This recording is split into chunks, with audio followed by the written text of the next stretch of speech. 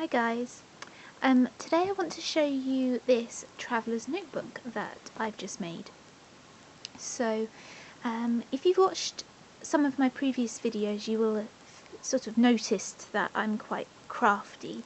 I do like making things particularly from scratch using the raw materials and recreating things that I see that I like online by sort of tweaking the designs to fit my own purpose. And one of the things that is really fun and quite easy to make yourself is Traveller's Notebook. And Traveller's Notebooks, if you don't know, I've got other videos on the other ones I own. They're basically, in the purest, most simple sense of it, a piece of leather, usually a rectangle, cut to a certain size with elastics running down the centre for you to put notebooks on. That's all you need. You can then punch a hole for a closure elastic and then it gets more and more complex from there. You can configure the elastics a certain way. You can have the closure elastic in the middle of the spine or in the middle of the back. You can have inside pockets, you can have different coloured leather, different types of leather, pen loops, etc, etc. It gets more and more complicated. And they started out quite simple because they came from the Traveller's Notebook, the Midori type, which you can see in my previous videos I have shown. It's just basically a rectangle of leather with some elastics. But there are many makers online now where you can buy ones with pockets, and they're much more complex and much more beautiful, in my opinion, than the original Traveller's Notebook style. And I have got one with pockets, and that was from Glenda Slan at Buy Paper Flower, which is beautiful. And I've been seeing more and more online, but I wanted to have a go at making my own. And I guess I got inspiration from Tough Old Boots. I don't own a Tough Old Boots Traveller's Notebook, but I would like to. I think I will buy one in the future when I figure out how I want the pockets to be configured. But I decided to try to make my own. I already had this piece of leather. I bought a big piece of the nude tough, really thick tough leather. It's really it's softened up a bit now because I've been trying to manipulate the spine, but it's really tough leather.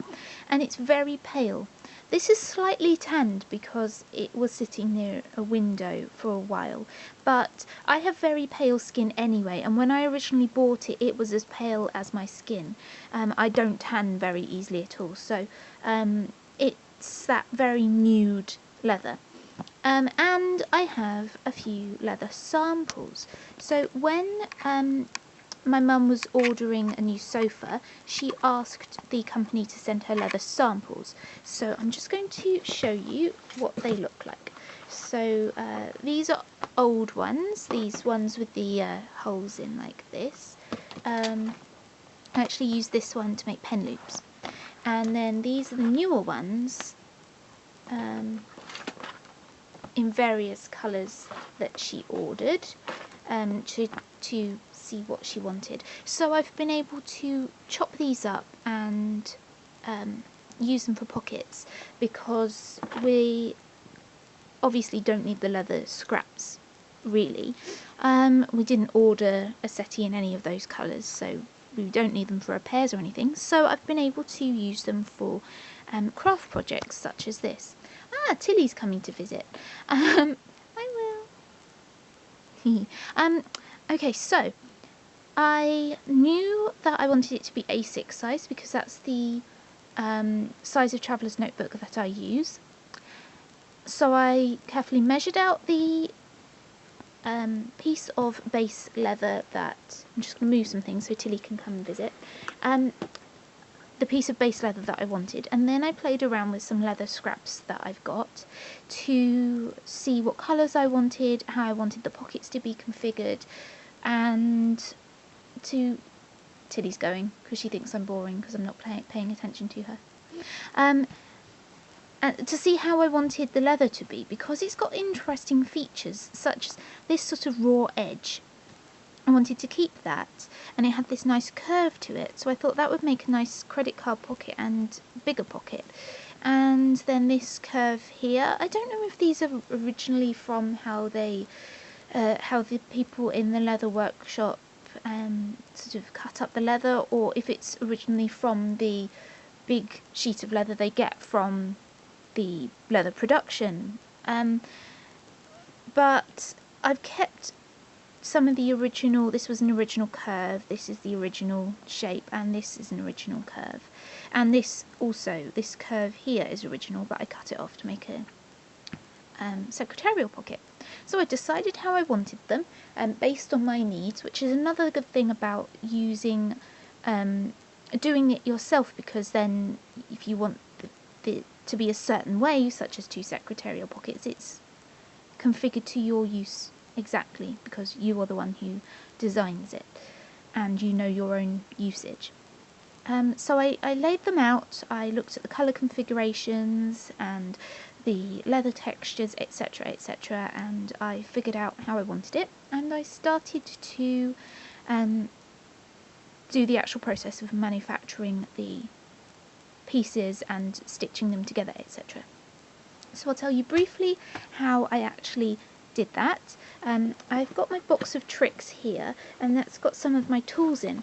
I recently bought some tools online, and it was a lot cheaper to use the leather I already have and the tools that I bought from eBay than actually buying a new traveller's notebook, which is another bonus. But then again, you have to consider that it takes a long time. It took me 2 days to make this.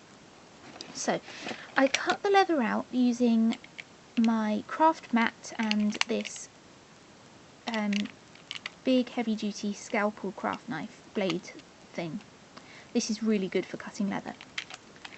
And I cut the corners, and I've never been good at cutting round corners on leather, but I think I did a pretty good job. Then I used my leather groover, which cuts a groove where the stitching will go. So I looked up videos online for how to do this, and what it does is it creates an indent of maybe 1/2 millimetre deep and about almost 1 millimetre across. The stitching will then sit in flush or almost flush, so that it's neater. I don't know if the leather traveller's notebook companies online do this when they do their stitching, but I thought it was a good idea. So this didn't cost me much, about £6, and it came with lots of the things that you can use to do other types of indents, but I haven't used them yet.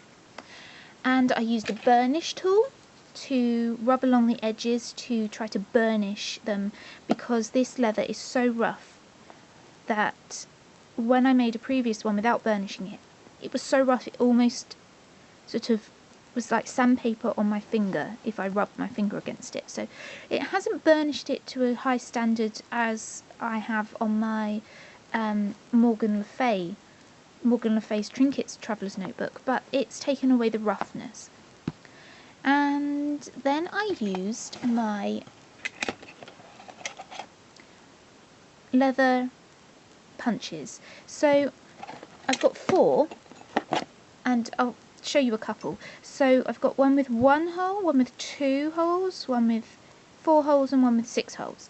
So you use them and a hammer to make the holes to do the stitching.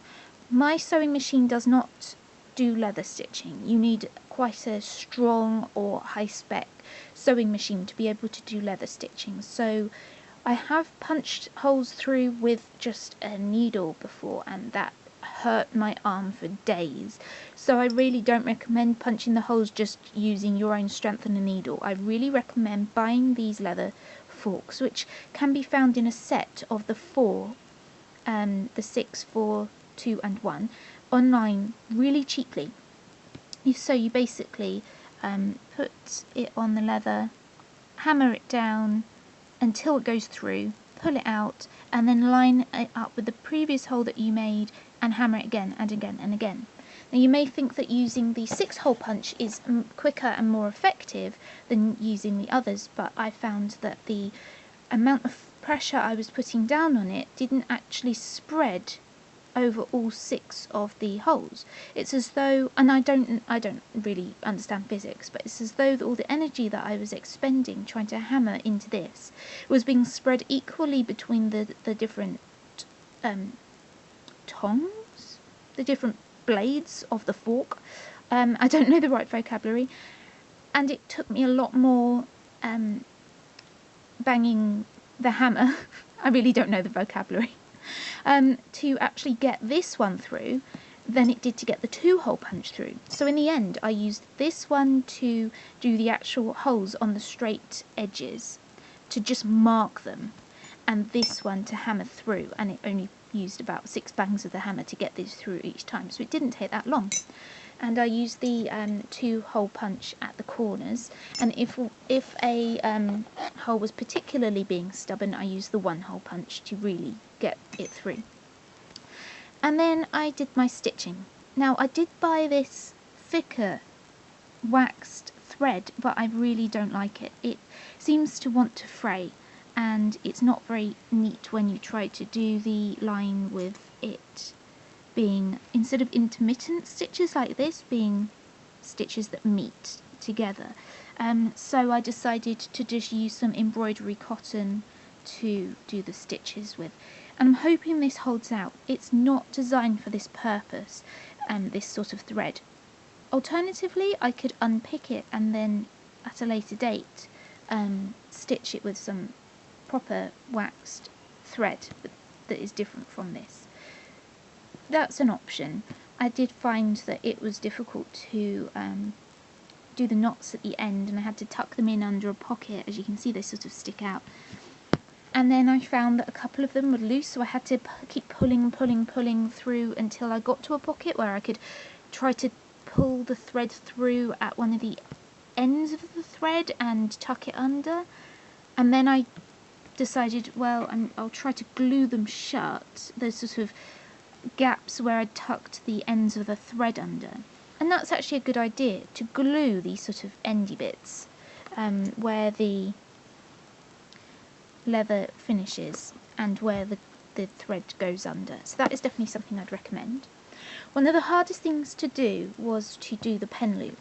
I did it in the elastic and leather type of pen loop that you see in Van der Specs and a couple of Filofaxes such as the Kendall, where the elastic means that it stretches for different size pens, and the leather means that it looks nicer and it's got a bit more strength to it. And so what I had to do here was stitch it to the pockets before I stitch the pockets onto the backing piece of the leather. And then of course, because I haven't stitched the whole thing to the leather, to the backing leather, I carried on the stitch here without the pockets being done, so I did this stitching first, and then when I came back to do more stitching here, I actually stitched into the elastic, because I'm sure that I don't have the ability to stitch through 4 or 5 layers of leather, which is what this is. It's actually 1, 2, 3, 4 layers of leather plus 2 layers of elastic. I don't think I'd be able to stitch that successfully, so I just stitched the backing leather to the elastic and the pen loop to this leather. I think that might work, as long as I don't put a really thick pen loop in it, a really thick pen. I think the pen loop stitching will hold up, but I can always fix that in the future. One of the most difficult things I found about this traveller's notebook is that this really tough leather, it wants to go in a curve. It doesn't want to do a square spine, which means that when I'm using my square notebook, which is my diary, my calendar, with my square spine notebook, it doesn't want to sit in there successfully. And when I put my other 2 round edged notebooks in there, either side or next to it, it doesn't sit flush. So I'm going to have to figure that out, and I'll come back to you when I finish setting this up and show you my 2017 setup for my traveller's notebook. Thanks for watching. Bye!